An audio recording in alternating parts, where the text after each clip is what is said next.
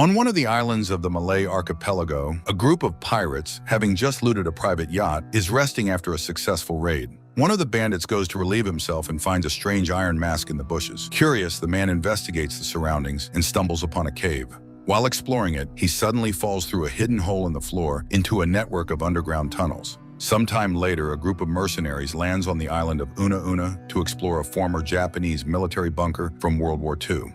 The client of the expedition is Warren Price, the son of a millionaire who brought along his girlfriend, Su Ling. The mercenaries take the journey seriously, knowing pirates are active in these waters. However, one of them, Sergeant Papa Snake, decides to prank his comrades by scaring them with an old skull found in the bushes.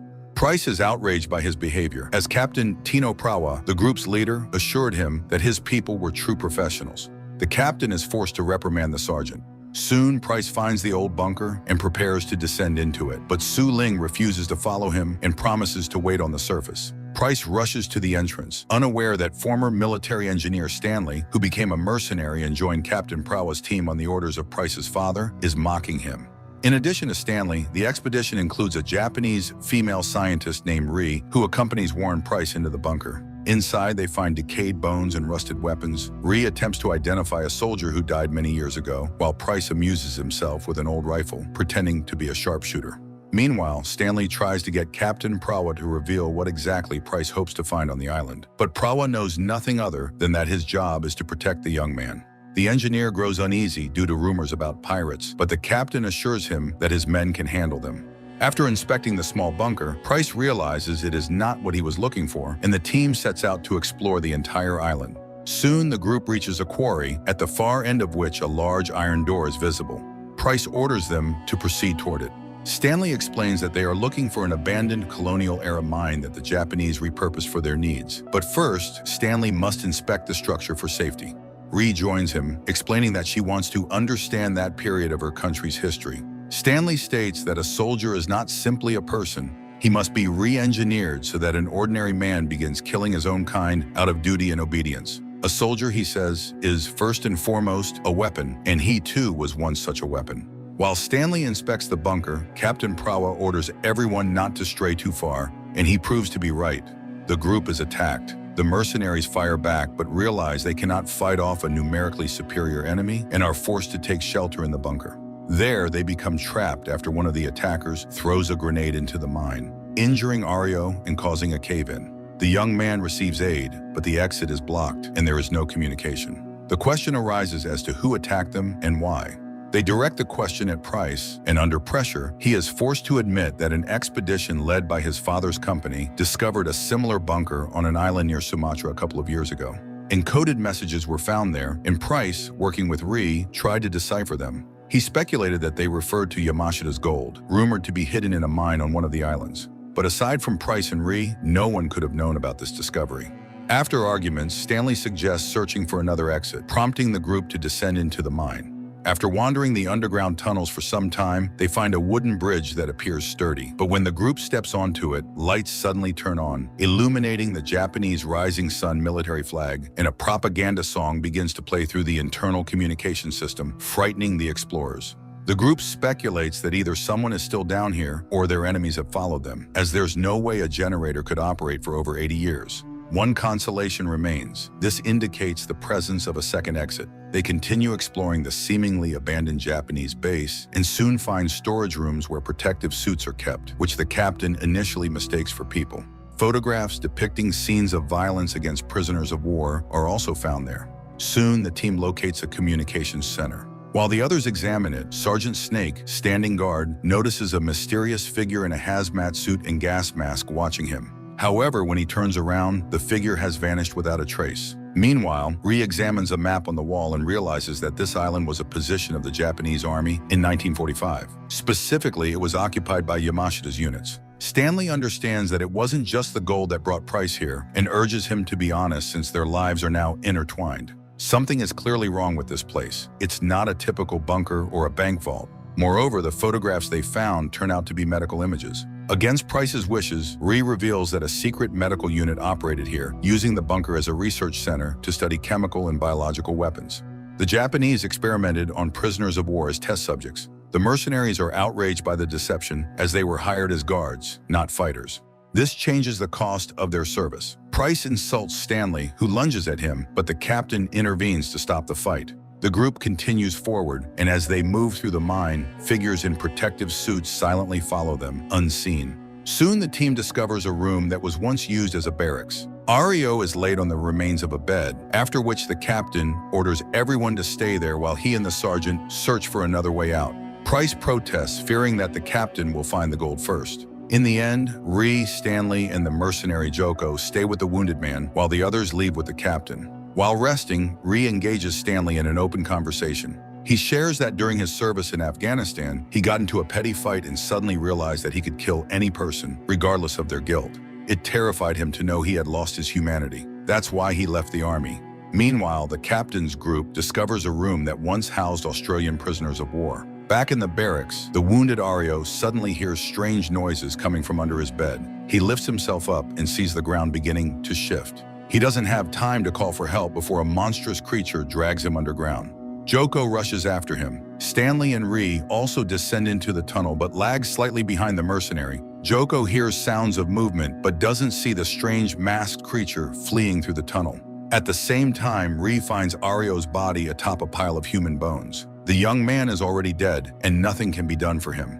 Suddenly, they are attacked. Meanwhile, the captain's group finds medical records that describe, in detail, the experiments conducted by the Japanese in the bunker. Jars containing preserved human body parts stand nearby.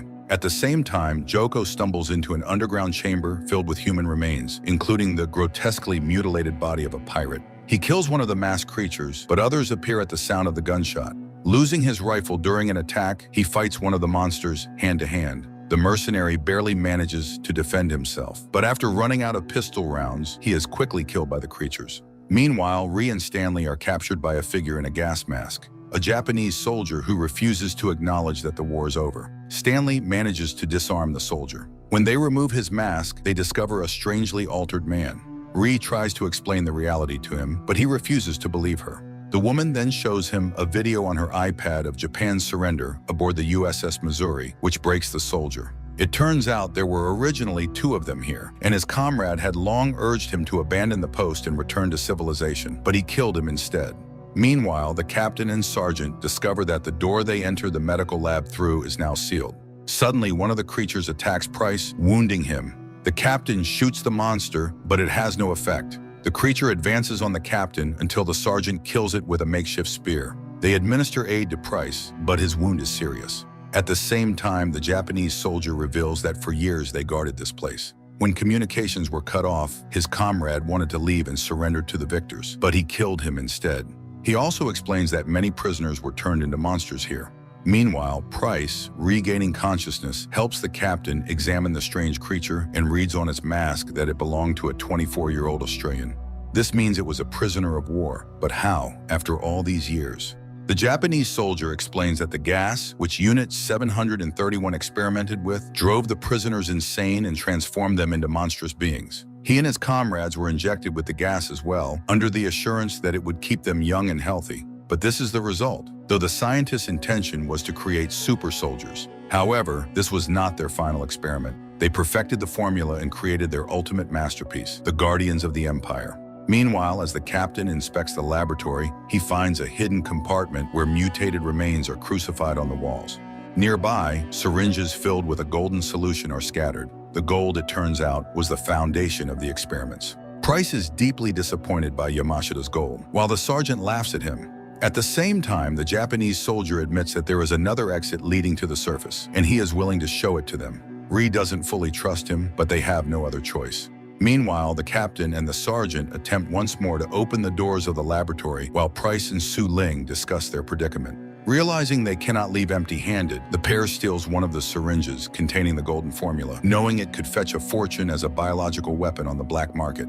At that moment, the doors open, and the mercenaries discover a sanctuary filled with dozens of creatures clad in samurai armor, soldiers of the Japanese Imperial Guard who had been injected with the same mutagenic compound, transforming them into guardians of the Empire.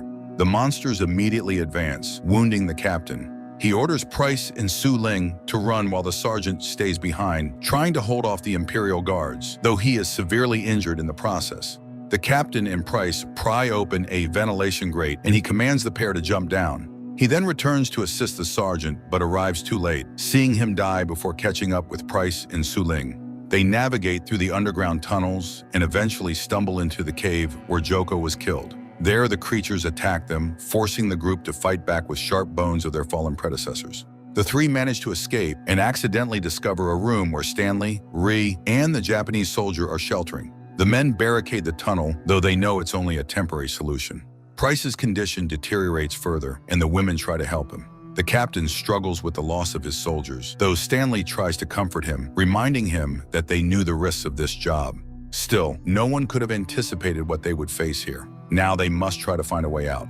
While the others debate their next move, Su Ling, desperately trying to save Price, injects him with the golden formula they stole from the laboratory. At that moment, the Imperial Guards break through the tunnel. The group flees, but the Japanese soldier stays behind to hold off the enemies and sacrifices himself. Meanwhile, the guards find the mutated prisoners and remove their masks, turning them into their allies. The survivors desperately attempt to escape through the tunnels, but Price's condition worsens and he can no longer walk. A creature catches up to them and attacks Stanley, but Ri comes to his aid, smashing the monster's head with a rock. During the chaos, Su Ling drags Price into a room and locks the door behind her, leaving the captain, Stanley, and Ri trapped in the corridor. Realizing the woman won't reopen the door, the three flee further into the tunnels, only to find themselves constantly encountering the guards. They manage to close the door behind them, but they lack the strength to hold it. The captain orders Stanley and Ri to save themselves, staying behind to face the guards. Meanwhile, Su Ling drags Price toward an exit, where daylight and trees are already visible. In the depths of the mine, the doors finally give way, and the captain dies heroically, fighting to the last breath. Ri and Stanley fall into the water. At that moment, Price rises, and Su Ling, relieved, believes he has recovered. But the man has been reborn under the effects of the formula and kills her. Ri and Stanley escape the mine through a system of underwater tunnels, but the Imperial Guards pursue them closely. Only Ri manages to emerge from the tunnels. Exhausted, she reaches the shore, only for a guard to rise from the water and grab her by the throat. He turns to the lake, from which more guards are now emerging, then raises his sword above her. A solid zombie horror film. The production is well executed, the monsters look impressive, and the actors deliver decent performances. The idea of an alchemical serum based on gold is also quite interesting. The film's ending, however, is not its strongest point, as it leaves the resolution ambiguous. The Imperial Guards and zombies have escaped into the world, but what happens next? That remains anyone's guess.